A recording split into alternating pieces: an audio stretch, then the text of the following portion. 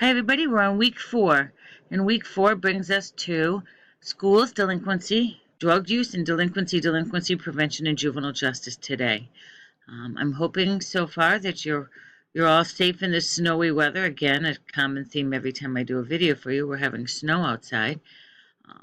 I have looked up some things, and I appreciate all of you that watched my video last week. And as you know, if you write to me, I will send you the pages that I show you on this video.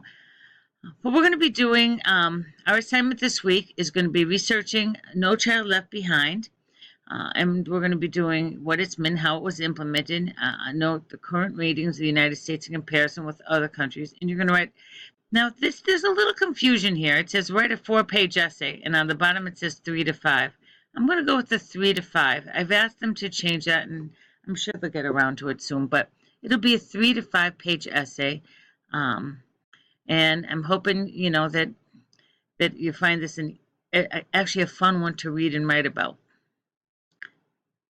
On your module for this week, it says, our discussion is going to be, do you believe zero tolerance policies are appropriate, or should actions be based on individual cases?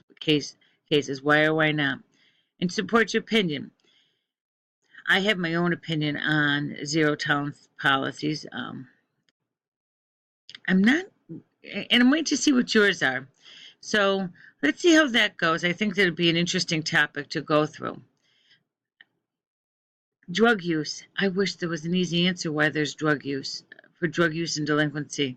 What is why? Why do kids experiment, and why does experimentation turn into addiction? There's a lot of stuff you can cover here. And then we're going to talk about the juvenile court. And to help you with the juvenile court, I have found you this beautiful page that says commonly used terms at the Juvenile Law Center, and it gives you all of the terms that you could possibly ever want to know. All right, so this is the jlc.org, and if you write to me, I'll send you this page, and I think it's very helpful to you. So it covers a lot of things that you can go through. It's a great page. So back to our next discussion that we're going to have on the module for this week. Let me get to there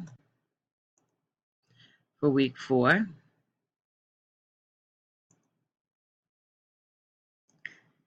It's going to be, as I said, a 3 to 5 page paper. 3 to 5 page paper. You can pick one of the following questions, or you can kind of tie them in. I kind of, will let you make that choice. I think you're all adult enough to maybe want to figure out which one if you want to do that. But can I remind you that you have to have a minimum of 2 sources? And so when we get to those sources, there's a bunch of them out there you can certainly use. And one of the things I thought was interesting was this. This is the OJJDP program summaries for 2018. And if you go to this, and this is money that they put aside for 2018, they will give you a ton of information on what's out there and what can be used and what programs are out there for people to try and get money from. So I would like to let you know that this is a great source for you to go to as well. Feel free to write to me. I'll send you that information.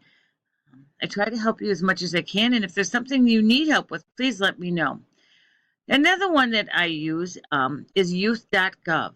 In youth.gov, you can look up quite a few programs, diversion programs, state-level data.